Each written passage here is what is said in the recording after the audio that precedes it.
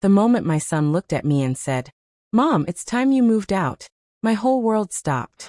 I stood there, staring at the boy I raised, the one I sacrificed everything for, and in that second, something inside me broke. But I didn't argue. I simply smiled, waited for him to leave for work, and did the one thing he never expected. I sold the house. And that single decision changed all our lives forever. I still remember the look on my son's face when he came back from work that evening. His eyes were wide, his mouth hanging open, as if he couldn't believe what he was seeing. The house, our house, was empty. The furniture gone. The curtains gone. Even the old clock that used to tick loudly in the hallway was no longer there. He dropped his briefcase on the floor and turned to me, his voice trembling. "Mom, what did you do?" I looked at him calmly, holding a cup of tea in my hand. "You said it's time I moved out," I said softly. "So I did what I had to do. I sold the house." The cup slipped from his fingers, shattering on the floor. He looked at me like he was seeing a ghost. But I wasn't a ghost. I was a mother who had finally found her voice. That was the day everything changed. But before I tell you what happened after that, let me take you back to how it all began. My name is Margaret, though everyone in the neighborhood calls me Grandma Maggie.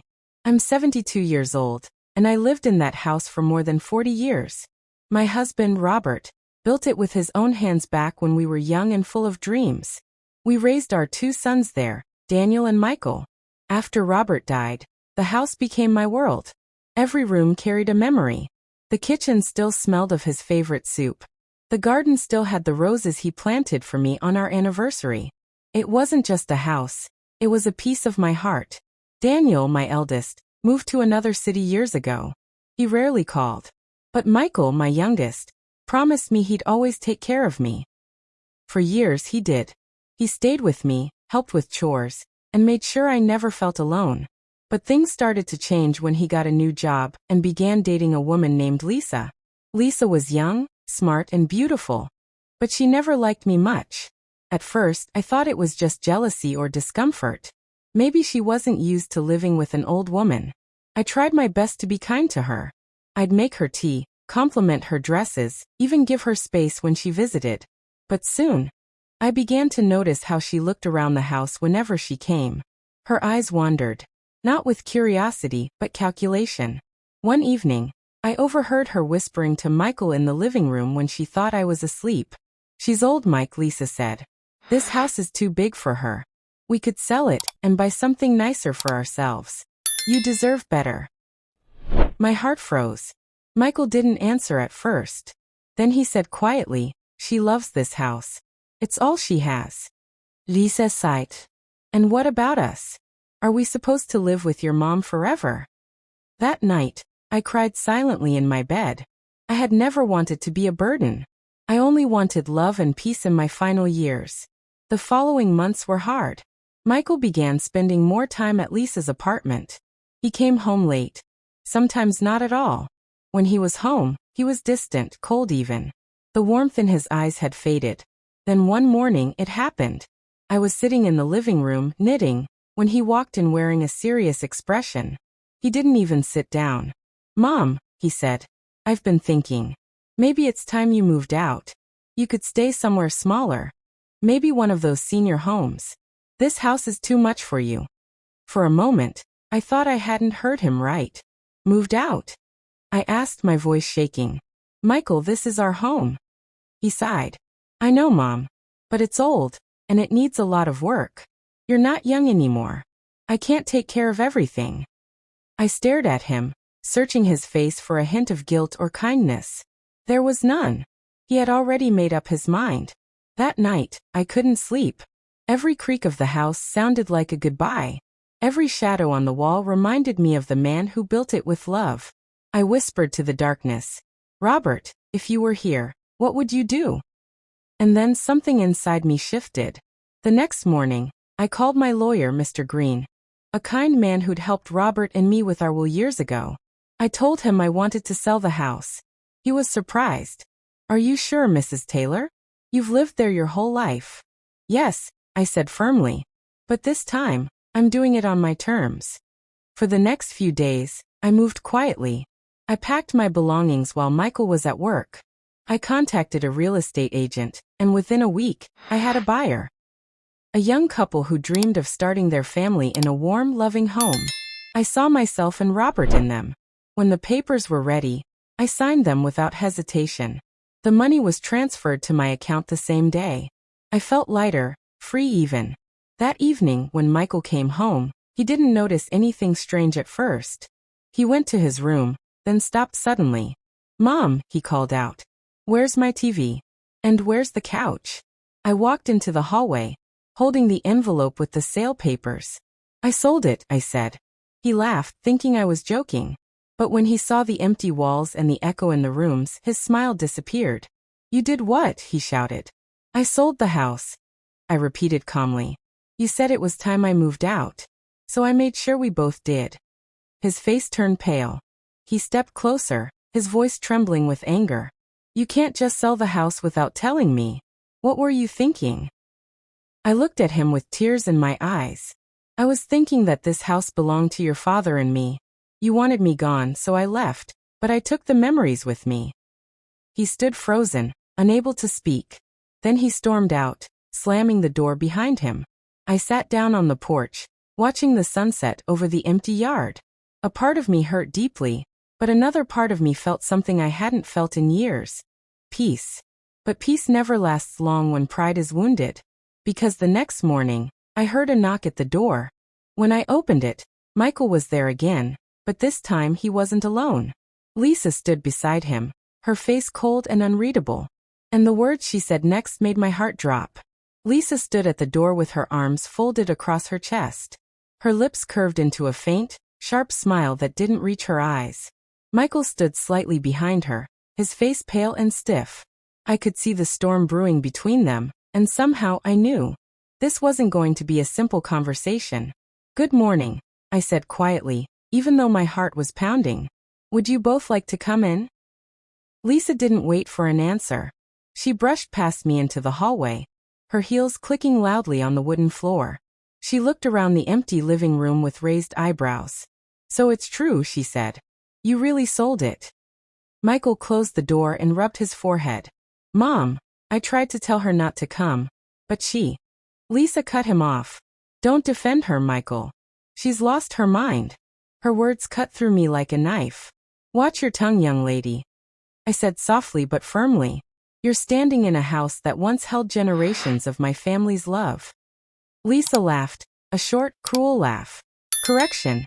It used to hold that love. Now it's gone because you sold it behind our backs." Michael turned to me. His voice was trembling but quieter this time. "Mom, why didn't you tell me? You could have just talked to me before making such a big decision." I stared at him, my eyes welling up with tears. "You told me it was time I moved out, Michael. I didn't want to argue. I simply listened to you." He fell silent. Lisa rolled her eyes and crossed her arms again. "You know what I think? I think she did it out of spite," she said. "You embarrassed her, so she wanted to punish you."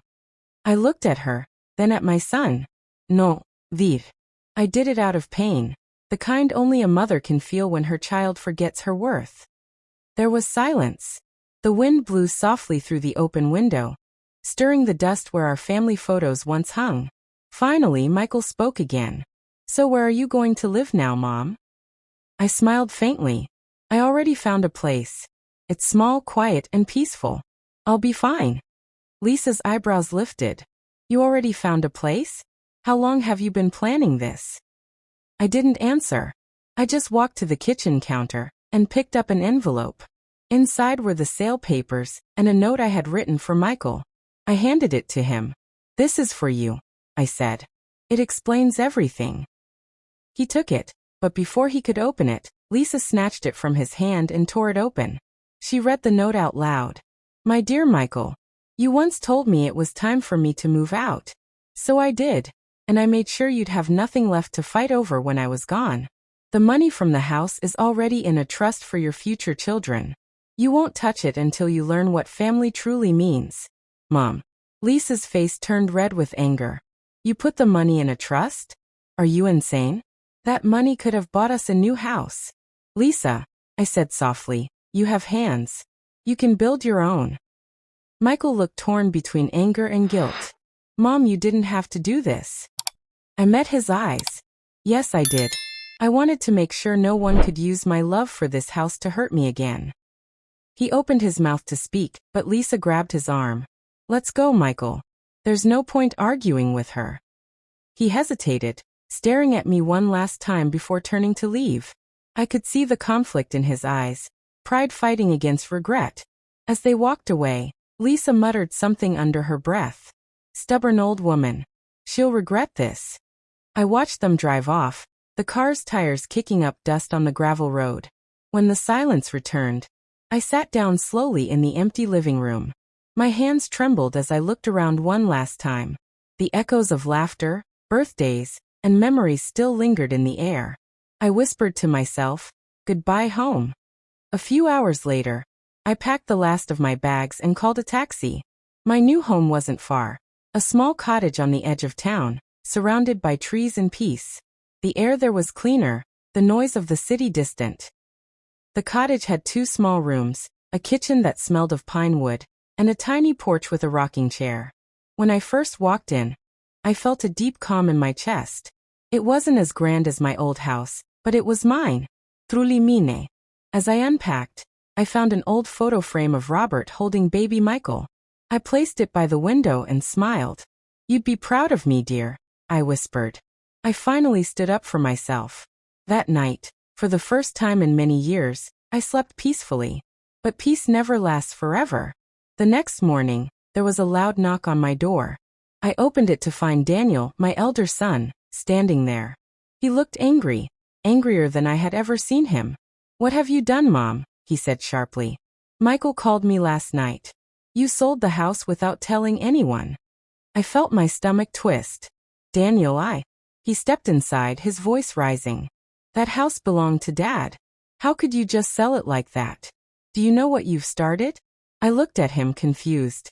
Started? What do you mean? Daniel ran a hand through his hair. You don't understand, Mom. Michael's in trouble. Serious trouble.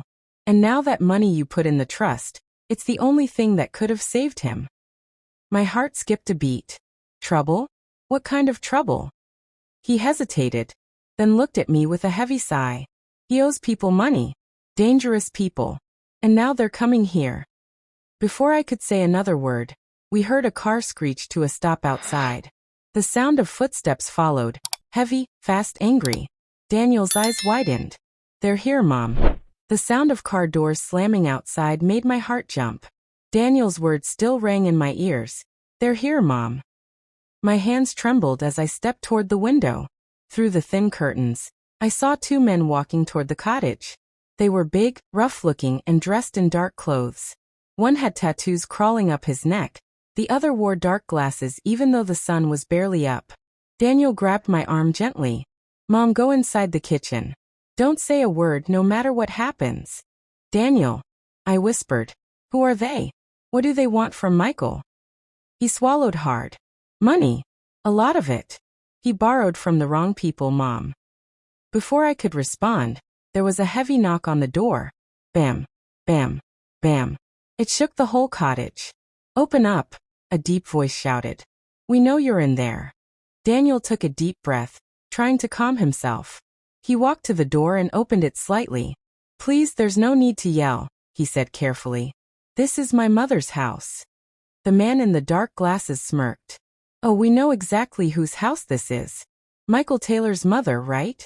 Daniel's jaw tightened. Michael doesn't live here anymore. The man's smirk faded. Yeah? Well, he owes us $20,000, and if we don't get it today, someone's gonna pay for it.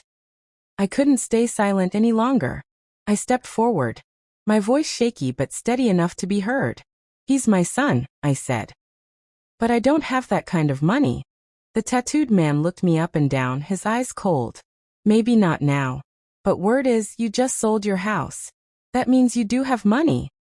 Daniel turned to me, his face pale. Mom, don't say anything. But it was too late. The man had already stepped inside, brushing past Daniel. We're not here to hurt anyone, he said, though his tone didn't sound peaceful. We just need what's owed. I took a step back, clutching the edge of the table for support. The money from the house isn't mine anymore. It's in a trust. I can't touch it. The man with the glasses leaned closer.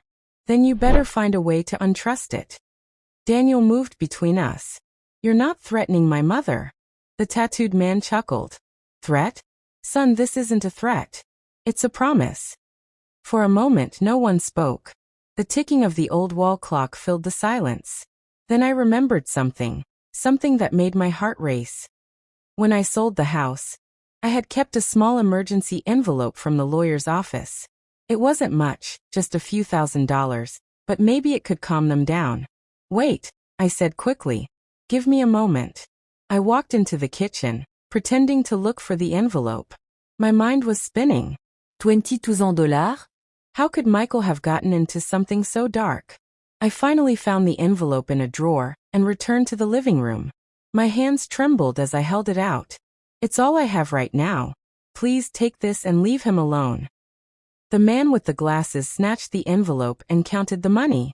His face twisted with disappointment. 3,000, he scoffed. That's not even close. He stepped toward me. Daniel pushed him back. She's done nothing wrong. The tattooed man raised a hand, signaling his partner to calm down. All right, he said with a sneer. We'll give you some time. But if we don't have the rest by Friday, we'll come back. And next time, we won't be this polite. Then they left, slamming the door behind them so hard that a picture frame fell off the wall. Daniel rushed to me, placing his hands on my shoulders. Mom, are you okay? I nodded slowly, though my heart was pounding. I've fine. But Daniel, what has your brother done? He sighed deeply and sat down, burying his face in his hands. Mom, Michael's been struggling for a while. He lost money on some bad deals. He thought he could fix it with a loan. But those men, they're loan sharks. Once you owe them, you can't escape. I felt tears well in my eyes. He didn't tell me anything.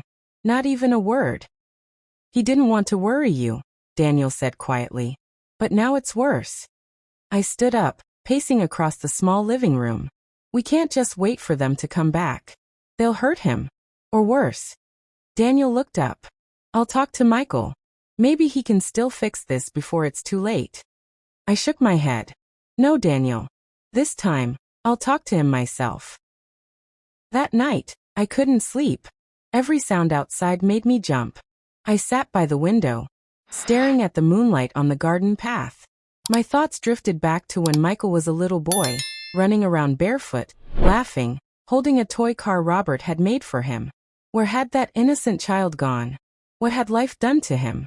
By morning, I had made up my mind. I packed a small bag and took the bus to the city.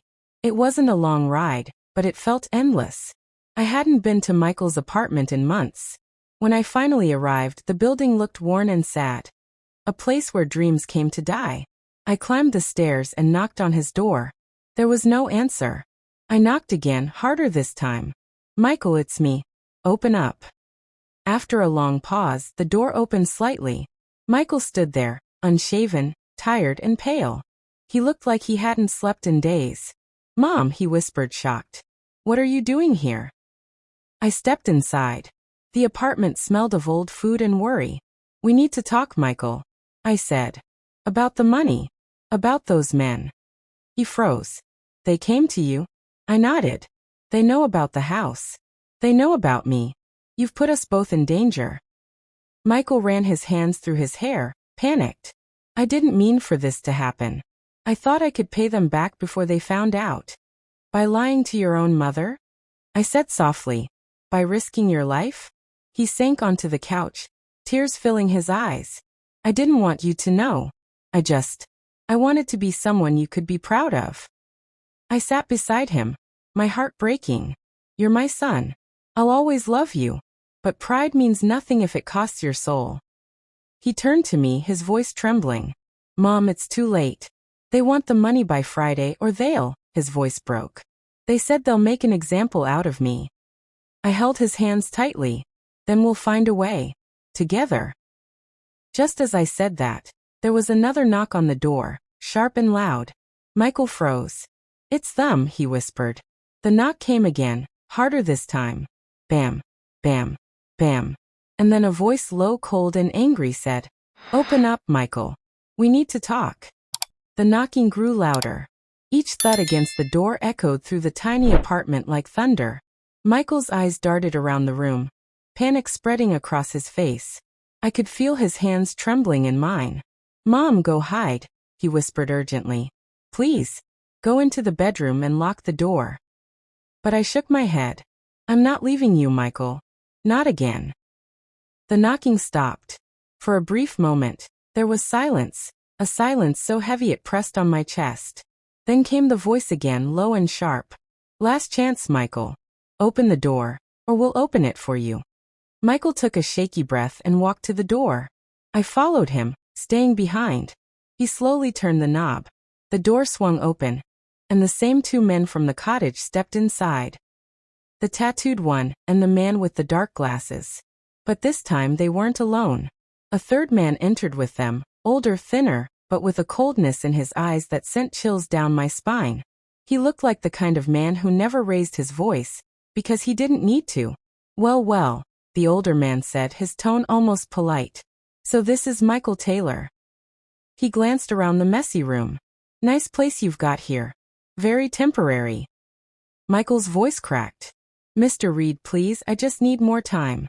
Mr. Reed raised a hand to silence him. "Time is money, Michael. And you're out of both." The tattooed man smirked. He had time when he was making promises. Now it's payday.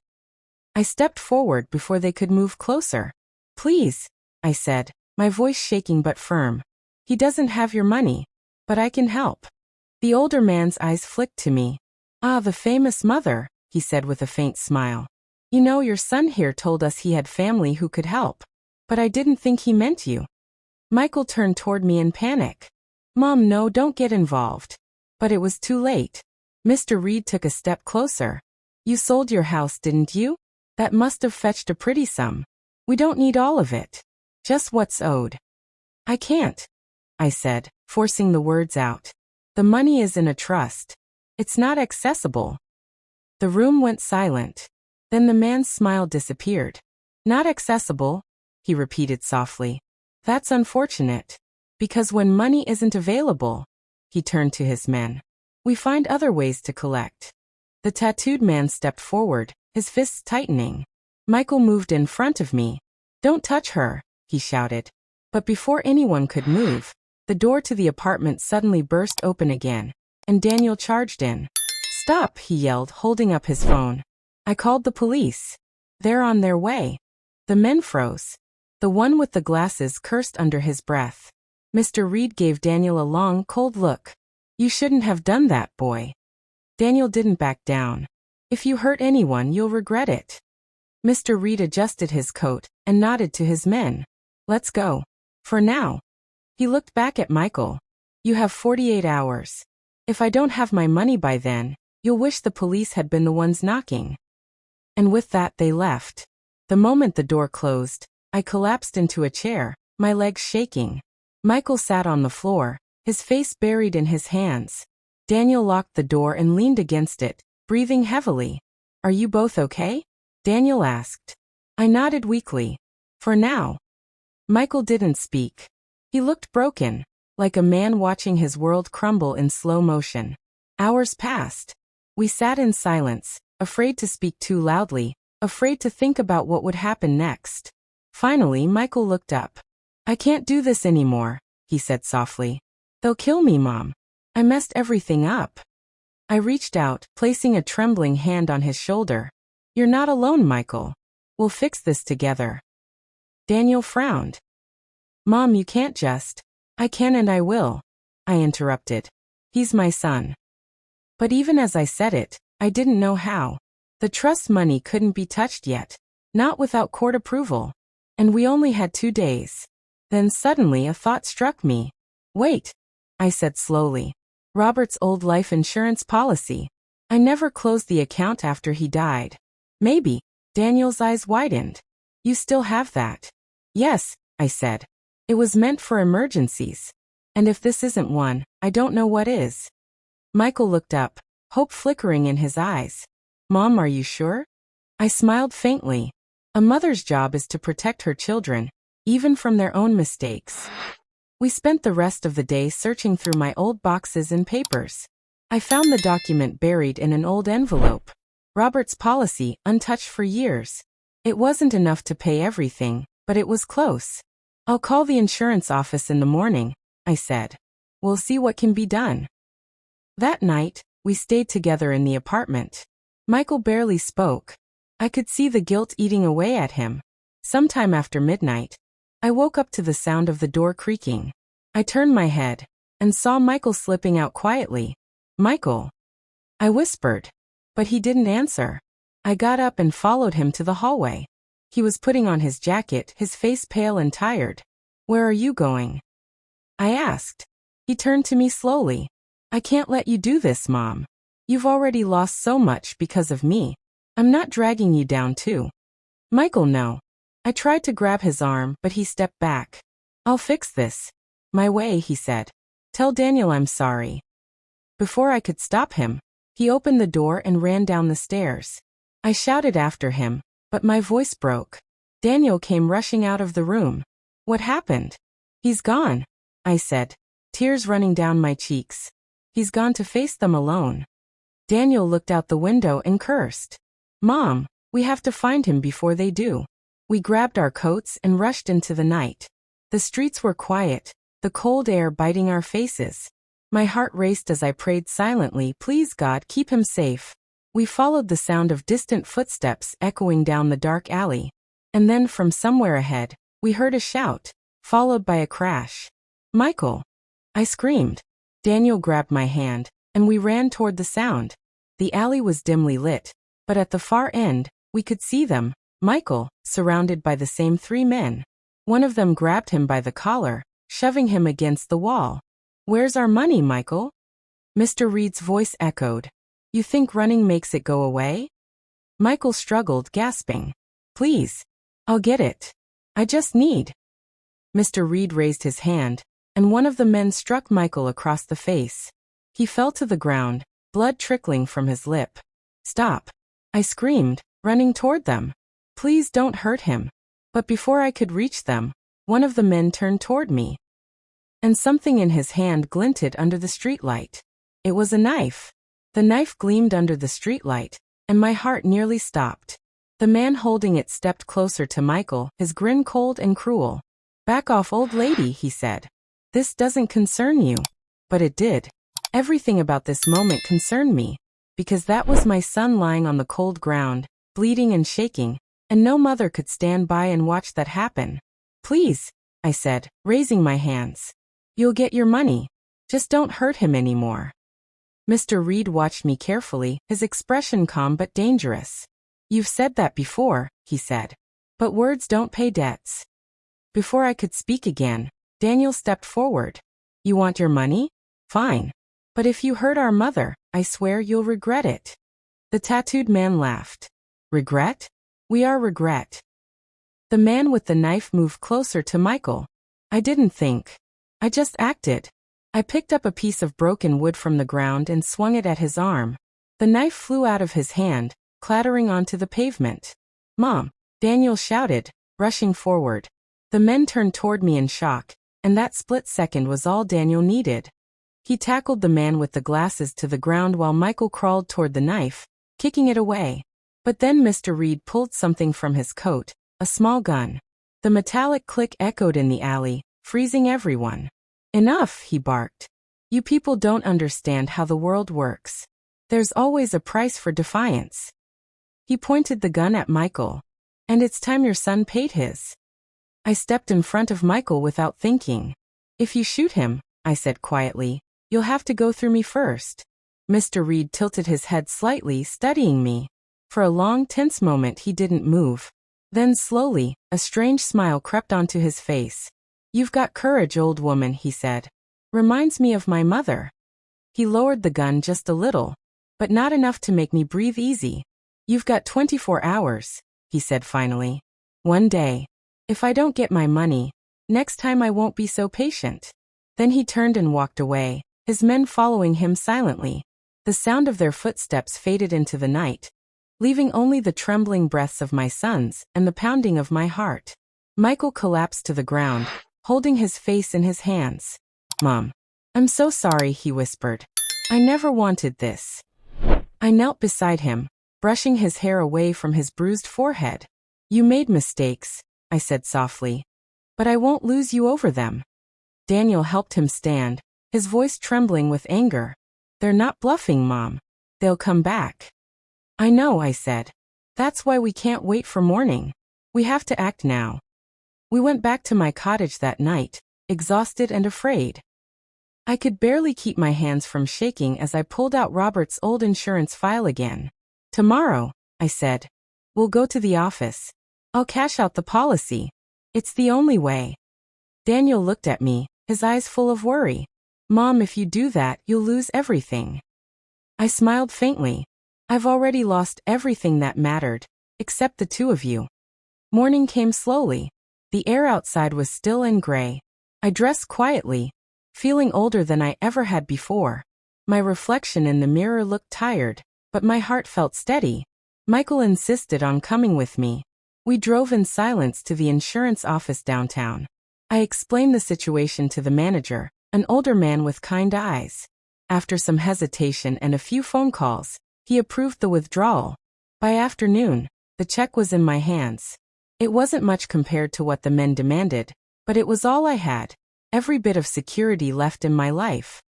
I looked at Michael. "This ends tonight." He nodded, his voice barely a whisper. "I'll make it right, Mom. I promise."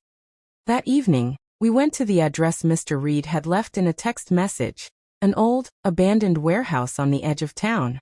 The sun was setting behind the trees, painting the sky in streaks of red and gold. My stomach turned as we approached the building. "Stay behind me," I told Michael. Inside, the air smelled of dust and oil. Mr. Reed was already waiting, sitting on a crate like a king on his throne. His two men stood nearby. "You actually came," he said, almost amused. "I wasn't sure you would." I stepped forward, holding out the envelope. "Here. It's everything I have." He took it, opened it, and counted the money slowly.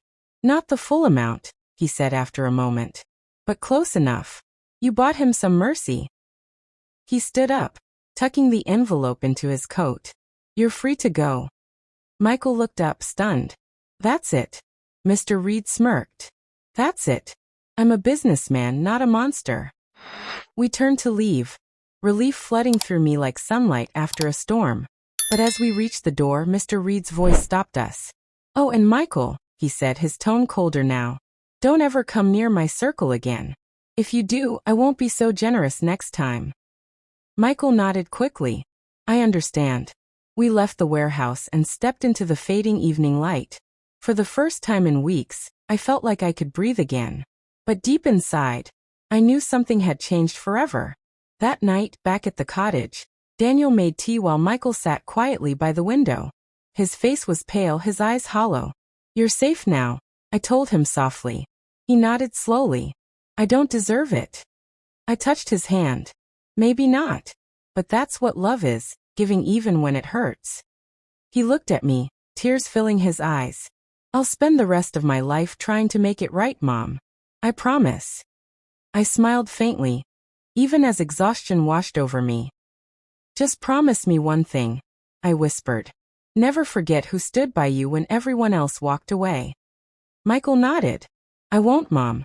Ever." I leaned back in my chair, watching the moonlight through the window. For the first time, the silence in the room didn't feel empty, it felt peaceful. But even peace comes with a price. Because the next morning, when I woke up, something unexpected was waiting at my door. Something that would change all our lives again. The morning sun had barely risen when I heard a knock on my door. It was soft at first, polite, almost hesitant, but it carried a weight that made my heart race. After everything that had happened, every unexpected sound made me uneasy. I walked slowly toward the door, my hands trembling slightly. Daniel was still asleep on the couch, and Michael had gone for an early walk to clear his head. When I opened the door, I froze. Standing there was a police officer. His uniform was pressed, his expression calm but serious. "Good morning, ma'am," he said, holding out a folded piece of paper. "Are you Mrs. Margaret Collins?" "Yes," I replied, my voice barely above a whisper. I'm afraid I have some questions about your son, Michael Collins. For a moment, my heart stopped. Michael? What about him? Did something happen? The officer shook his head. He's fine, ma'am. But we received a report last night. Something about a warehouse, some men, and a large sum of money.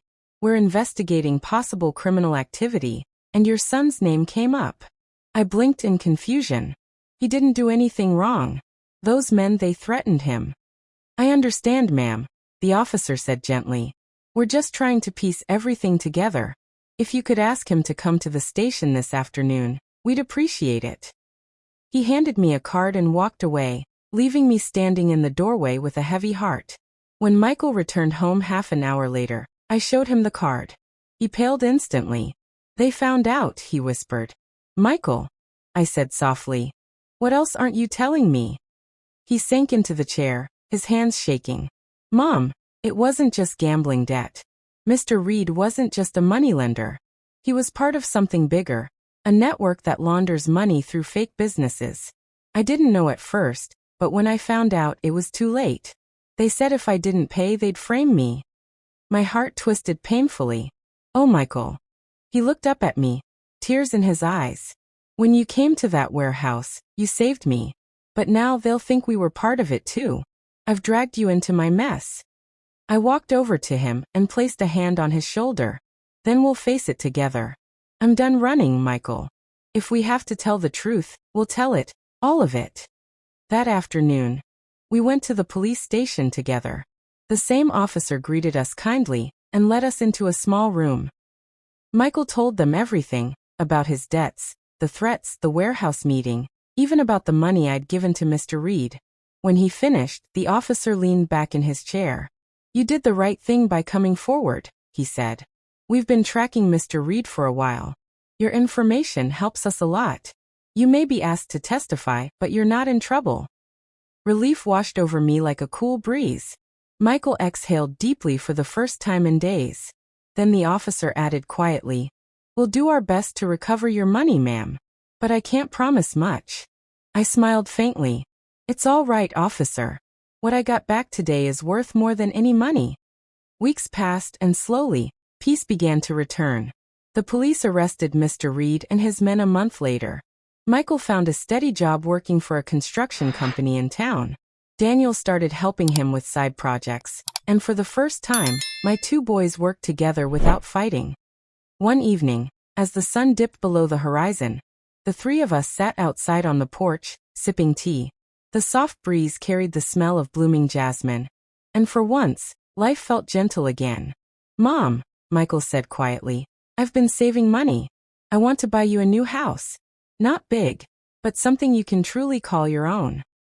I smiled, shaking my head. You don't have to do that, son. I'm happy right here. He looked at me earnestly. I know, but I want to do it. To show you I've changed. Daniel chuckled softly. Don't argue with him, Mom. Let him try to make things right. I laughed, really laughed, for the first time in months. All right, I said. But only if it's a house with a big kitchen. You both still eat like teenage boys. They laughed with me, and for a moment, everything felt whole again. A few days later, I stood in front of the cottage, watching the sunset. The world looked softer now. The same sky, the same wind, but a different heart inside me. I realized something that day. Sometimes losing everything doesn't mean the end. Sometimes it's the beginning of something better, a new chapter you never planned to write. I thought back to the moment when Michael told me, "It's time you moved out." Those words had broken me once, but now they reminded me how far we'd come. Because sometimes moving out isn't about losing a home. It's about finding your strength. I smiled to myself, whispering into the wind, "We're okay now, Robert." The boys finally found their way. And as the last light of the evening faded, I felt a peace I hadn't known in years. Moral/life lesson. Never let betrayal or hardship steal your kindness. Forgiveness isn't weakness. It's the strength that lets you build again when everything else falls apart. Family can hurt you, but sometimes, they can also heal you in ways no one else can. If this story touched your heart, don't just scroll away. Hit subscribe and join me for more real, emotional grandma stories that will make you laugh, cry, and learn. Broken heart dizzy. Tell me in the comments. What would you do if your own child told you to move out? Backhand index pointing down.